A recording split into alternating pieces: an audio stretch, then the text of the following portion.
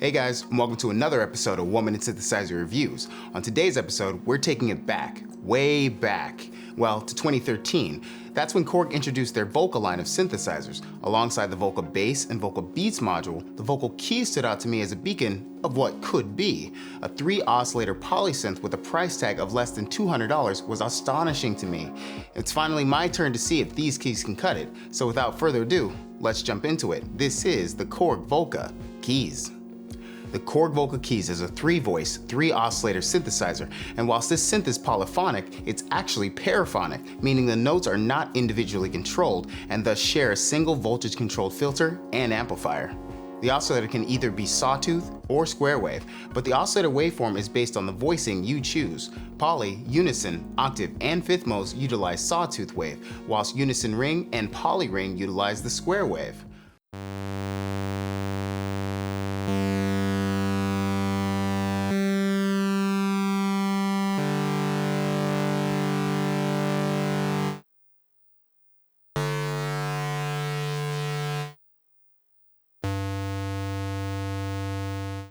Below the voice knob, you have the oscillator octave knob. This may be confusing at first glance, but this pitch knob is based on the footage nomenclature. In its most basic terms, the lower the number, the higher the pitch, and the higher the number, the lower the pitch. Check it out.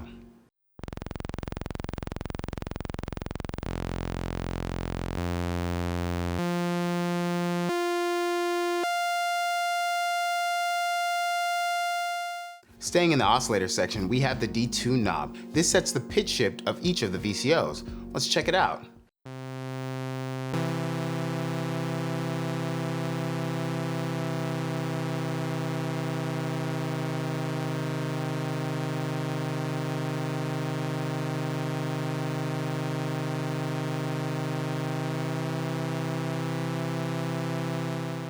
Rounding out the oscillator section, we have the portamento knob and envelope generator intensity knob, which I'll get back to in the LFO section. To the right of the oscillator section, we have the filter section. The filter is a 12 dB resonant low-pass filter and is a recreation of the filter from the Mini Korg 700S from the 1970s. Here, you'll find the typical cutoff and resonance knobs respectively, as well as another envelope generator intensity knob. Let's quickly listen to see if the filter is sweet or sour.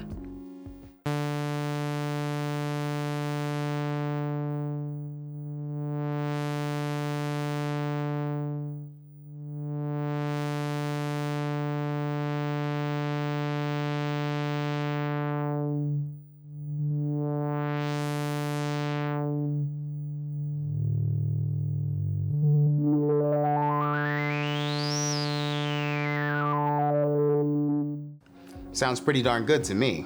Up next, we have the LFO section. First off, you select your LFO's waveform from the touchpad keyboard. Here you'll have your choice of sawtooth, triangle, and square. Back up at the LFO section, you select your speed in which you want the LFO to run with the rate knob. Below the rate knob, you have the pitch intensity and cutoff intensity knobs, which are attached to their respective envelope generator knobs in the oscillator and filter section. Let's quickly listen to see how those work.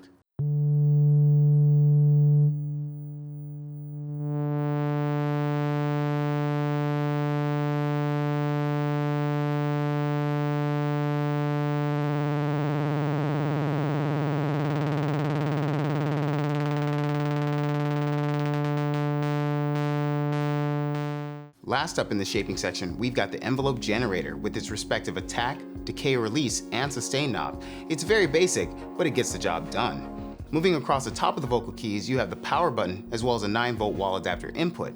You have to order this adapter separately, and I absolutely suggest you do. The vocal keys can run off batteries, but it takes 6, count them, 6 batteries to run the vocal keys. So don't leave the vocal keys on when you're away, or you'll soon find yourself shelling out more cash than you need for replacement AA's. Over to the right, you have the 5-pin DIN MIDI input, which is nice so you can play the vocal keys from an external keyboard, though I would have liked to have seen MIDI over USB input, but maybe that's asking too much. Lastly, we have the sync in and out jacks, and finally an 8-inch mini jack for headphones or recording output. Adjusting our eyes slightly lower, we have the delay section. This is what really makes the vocal keys fun to play for me. The time knob controls the speed of your delays, and the feedback knob affects the amount and length of the delay tails. The delay can also be synced to your sequencer's subdivision. Let's check it out.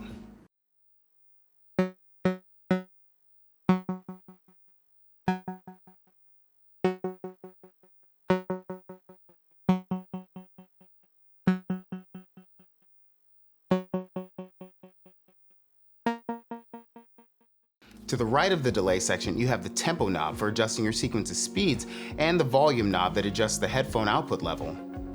Alright, now time for the sequencing capabilities of the Korg vocal keys. First off, I suggest you check out the pre-programmed sequences so you can get a feel for what your vocal keys will look like when playing back a sequence. Do this by pressing and holding the memory button, and once the lights on the touchpad light up, select a corresponding key by pressing it, then press play. You'll see lots of knobs light up red, so that tells you they're affecting the sequence. You can adjust these by simply pressing record, moving a knob, and then pressing the record button again. Next, let's make a simple sequence. First, press and hold the function button and press the highest G key on the touchpad to clear all notes if any are active. Then press and hold the function key again and press the play button to show your active steps. Deselect all steps except 1, 5, 9, and 13. Next, press the function button and press the key on the touchpad labeled metronome. Turn the tempo knob all the way to the left. Now press and hold the function button while pressing the quarter button on the touchpad. Now press the record button to enter record ready mode and prepare to enter a 4-note sequence. Press the note on the touchpad to start recording your sequence, and once it's playing back, remove the metronome by pressing and holding the function button and pressing the metronome button on the touchpad. Now you're ready to tweak to your heart's content.